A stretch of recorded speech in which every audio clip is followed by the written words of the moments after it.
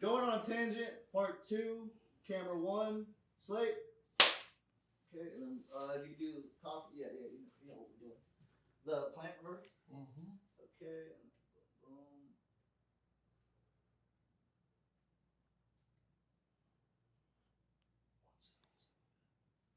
All right, going on a tangent, part 2, camera 2, slate. Can we do it one more time? Mm-hmm. Going on a tangent, part 2, camera 2, slate 2. I'm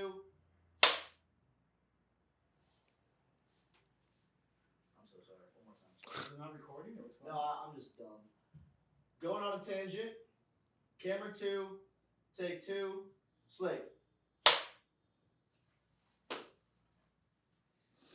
All right, we're back to Going on a Tangent with Tom Whalen. We're here with Earl Skakel. I'm loving it. It's seriously, this is exactly what I want and need for Going on a Tangent. I love it. But we're getting back. So we were talking roast battle before. That was your foray into television, right? That was your step in. Yes, I mean, as much as I talk about my grievances with roast battle, it did give me. Got me on I'm Dying Up Here when the producer of the show was scouting for talent. Yeah. And he said to Jerron Horton, who's that crazy guy in the corner? Yeah. Because we need someone to play a bitter late night comic. Yeah. And I was like, I'm your guy. I didn't even have to audition. Like they were just like, we're going to give you some 70s based material. You're right. But say it how you, because they had seen my stand up a few times. Yeah. And then, so they had someone write all the jokes. Yeah. They didn't let you do any, you write your own or anything? I mean, yeah, it was pretty generic. My character, Al Sims, was a very bitter, divorced, late night comic. Yeah. And, late night comics are really so key to a comedy club.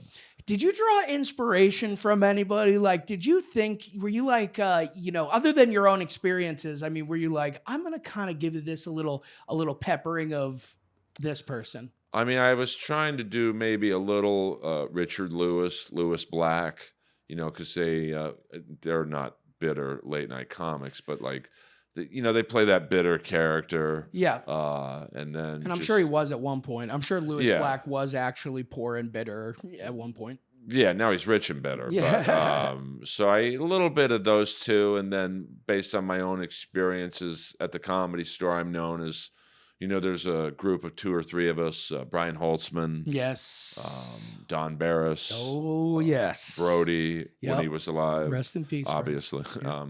And Sam Kinison. I'm not putting myself on Kinison's level, but he was a late night comic. Yeah, so you're talking about that 1 a.m. spot. Yeah, it's basically the last spot in the main room. It's probably the toughest spot in comedy. Would you say it's harder than the cold open on Potluck, though? I would. So I did the cold open on Potluck, and it's treacherous. It's not easy for sure, but like and I always tell people, because probably the number one question I get from younger comics and really even older comics is, am I funny enough to be passed at the Comedy Store? And I tell them what I had to do the other night, where I'm in the main room, I'm closing it out, and these are the people I had to follow: Mark Maron, Jeselnik, Tim Dillon, Eric Griffin, and Steph Tolev, all killing. Now, no one did anything less than killing. And then I got to go on and not only follow them, but do an hour. Yeah, and checks are going down. Toward the end, maybe before you. Because the Comedy Store main room, it's like the bar in Star Wars. People are in and out. Late arrivers come in, so they want 45 minutes to an hour of humor for their entrance fee. Yeah, and I'm the last comic, so I have to do 45 minutes to an hour. After 6 famous comics just killed. Right, yeah. So it's... that's a long time. It can be if you're not doing well. But when you do that a lot, it must sharpen your skills to a point of like, I can do anything. Like if you can do okay with that spot, because you can do anything. Every crowd work question, especially if Rick Ingram's on the lineup, has been done. Yep. And then I usually have to follow Steph, and she is... she's a juggernaut. Oh, she's all over the place. Yeah, and, a lot of movement, a lot of loud. Yeah, and like a female Kinnison almost. Oh yeah, I could definitely see that. Yeah. So I have to go up there and do my style, which is monotone and very dry and not a lot of movement. So it's definitely a level change from Steph or Tim Dillon, who's kind of like I call him like a gay Bill Burr. Sure, like, yeah. And that's a compliment towards both. Gil Burr. Yeah. But it's not easy. Yeah. And so I tell people, if you think you can follow those 6 comics, do an hour and do well, then you're ready to be passed at the store. Now, I do want to get back to, because you had mentioned kind of giving advice to newer comics. But before we get to that, I got to ask you, Tim Dillon, do you think he's as gay as he says he is? I'm not going to lie to you. I have no idea. In our conversations, we had a really cool conversation that night in the main room about social media. And he's like, Earl, all you need is 1,000 hardcore fans and you'll be successful. He meant you in general, not just me. Sure, yeah. So I don't really know a lot about his personal. I'm just saying, I think Tim Dillon's such a good businessman. Oh, he's the best. That I think he might like penis, but I think he might have been like, I'm going to use this mild enjoyment of penis. I don't think Tim Dillon's the type of guy that sees every dude he sees and wants to fuck them. You know what I mean? I think he probably bangs girls, but has to keep it on the down low. He's in the reverse closet. I have no idea. This is just pontification. I'm just guessing here. There's no basis in reality, but there's just something telling me that Tim Dillon might like eating pussy. That's an image I try not to think about. But me, if I thought he wasn't gay or gayer than he, I don't. I'm not even saying it like it's a bad thing. Oh no, I don't care what he does. Yeah.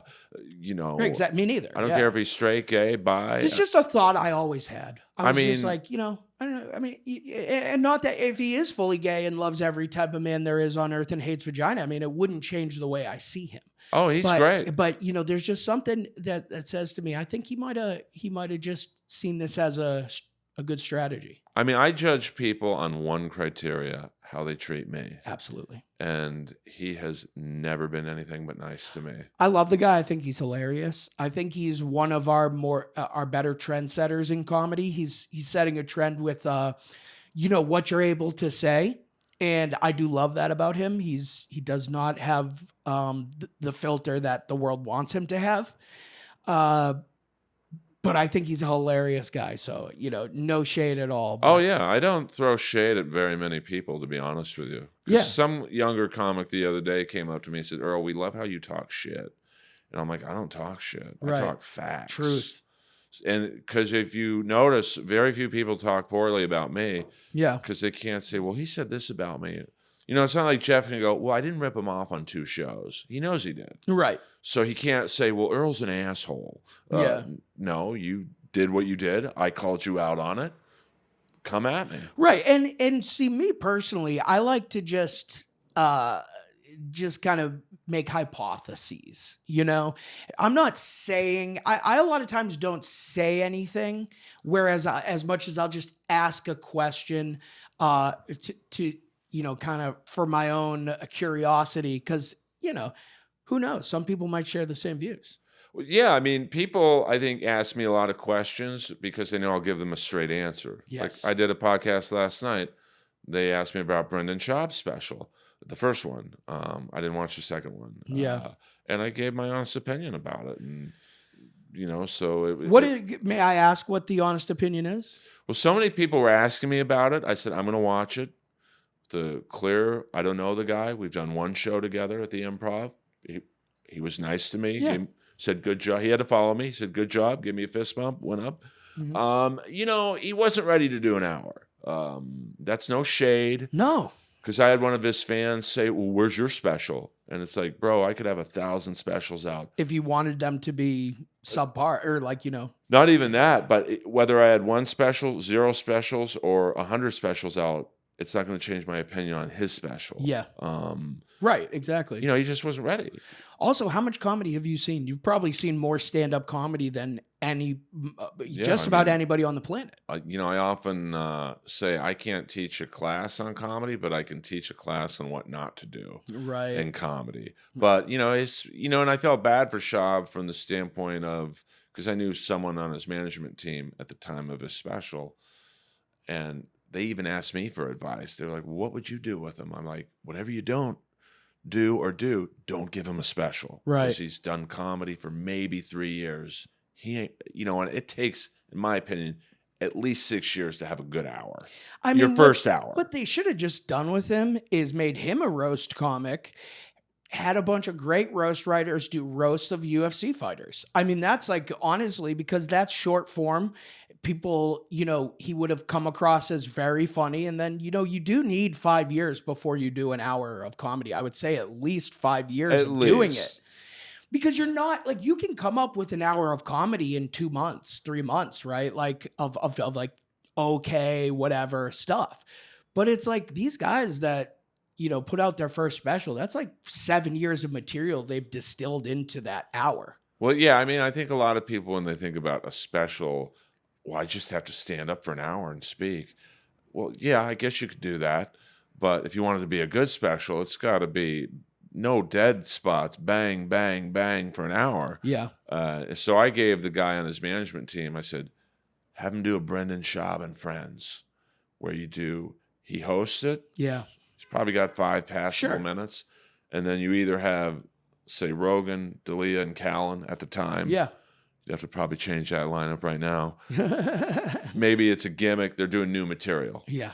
And so that's an hour right there. Bingo. Right, exactly. Or you do Brendan Schaub and Friends, and it's like, say, me, Sarah Tiana, and I don't know. Or a comic kind of like how Adam Devine had a house party, or that. Shaq had that Showtime comedy special where he had like D-Ray and. But I'm just saying. I love Shaq, but I'm a big Shaq fan. We love Shaq in this house. I just love NBA Tonight. It's such a great. It's the best. It's probably one of the funniest shows on TV. I love how generous he is. Yeah. Well, no, they're all very generous and they're all very sweet. But then again, they're a perfect example of what you should do when you get rich. Or even when you get a little bit of fame, like Tyler, the Creator. Sure. Like, he is so good to everyone that is in his very small circle. I love that, man. And like we talked a little bit off air, I can't tell you how many times I heard please, thank you. And there was one instance where, I don't want to bore people with the intricacies of voiceover work, but when you're speaking into a $2-3 million sound system and a $10,000 Neumann mic, it picks up anything. Anything. So when you say any word with P, you tend to pop the P like, yeah.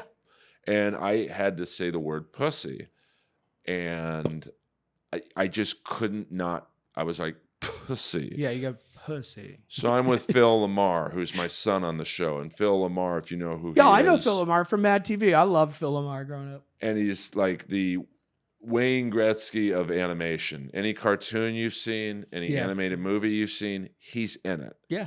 So it's crazy to me that I'm the lead with him. Right. For my first animation gig ever. And he hands me a pencil. I just popped it right there when I said pencil. Yeah, yeah. He's like, put the pencil in front of your mouth. And I'm thinking to myself, what the fuck is this going to do? And the eraser tip, now my brothers in sound can probably answer this more than I could. Something about that eraser tip blocks the popping sound. And I did it in one take. That's awesome. See, that's one of those little like nuggets of gold. But Tyler said, hey, Earl, that was great. Thank you. And Phil was like, hey, you were awesome. And Phil was probably like, this fucking idiot can't say pussy without, and like, but it was the complete opposite experience of Roast Battle. Like, where it was supportive, good job. Inclusive, bring you back. Yeah. I mean, like good work warrants a future work type thing. Because animation is, I never thought I would say this. It's 100 times harder to make it in animation than it is in stand-up. Really? Because, especially in my vocal category, which is deep baritone, because I'm literally going up against James Earl Jones. Yes. even I'm like, he should probably get this. I mean, it's Darth Vader. Yeah, right. Exactly. Yeah. And if he doesn't do it, I'm going up against Dermot Mulroney Or Rob Riggle or Mike Rowe. Yeah, I mean, who's a trained opera singer. You know, that's why he was so good at getting that low voice. Yeah. So I'm going up against literally, and Billy Brown, who's a, maybe famous is the wrong word, but a very well-known black character actor. Like he was the bad guy on the last 2 seasons of Sons of Anarchy. Oh, okay. He does the Marines, The Few, the Proud, the Marines. Oh, yeah. I'm going up against him. Yeah. So I have to hope all these guys are busy or I do a better job than them. Well, you sound more like Barry Jelly than they would. Like when you really, thank God. And I think it's because they maybe made Barry Jelly look like you, but it really, like, you look at the character and, you know, it's clear it's Earl Skakel, you know. I mean, even though it has a mustache and you don't have a mustache. Well, I'm working on that now. Yeah. But it was such an honor. Even the girl who played my wife, AJ Johnson, is like a very famous actress, and the daughter is Kylo Kish, who's it's a famous rapper. And the first, season 1, we did the scenes in a booth by ourselves, in some rich guy's house. Yep. I mean, it must have been like Phil Spector's house or something. I mean, there was like millions. Probably a music producer, a title of their career. Millions of dollars of guitars and drums, and it looked like Tom Petty's house. It might have been his house. It could have been. So season 2, we're in a booth with the person we're in the scene with. So I'm in the scene with Phil. And so when AJ, Phil, and Kylo see me for the first time walking in the booth, they thought I was a sound engineer. They're like, "Who are you?" I'm like, "I'm Barry Jelly." "Who are you guys?" "Well, we're Debbie Jelly and Cornell." And they look at me and they're like, "But you're white." And I'm like, "Well, you're black." So they didn't know I was white. Yeah. So it was like my mom, and it's probably where I got my deep voice from. She was from Cartersville, Georgia. Oh, gotcha. And most people thought she was black because she had such a southern twang. It almost seemed fake. Really? But it was just, and my dad was from Chicago, kind of a deep voice. Yeah. So it was just purely genetics. Well, and also you probably just chose at a young age, like, I want to speak deep. And if you practice that, it becomes natural, I mean, I've always spoken like this. Right. So I wouldn't even say I practice it. Not even practice, just like once you choose a way of like where you want your vocal position to be, once you make that decision, you're there, Well, that's why, when I do get animation gigs, it's easy for me because like Phil Lamar can do 20 different ranges. Yeah. He can do high, he can do lower than me. Right. He's really like, it was like being in an acting class with him. Yeah. Me, I can only do this. Sure. Like I can do a high voice, but I'm not going to get paid for it. There's a lot of great voice actors that do the same voice. Like, you can, when you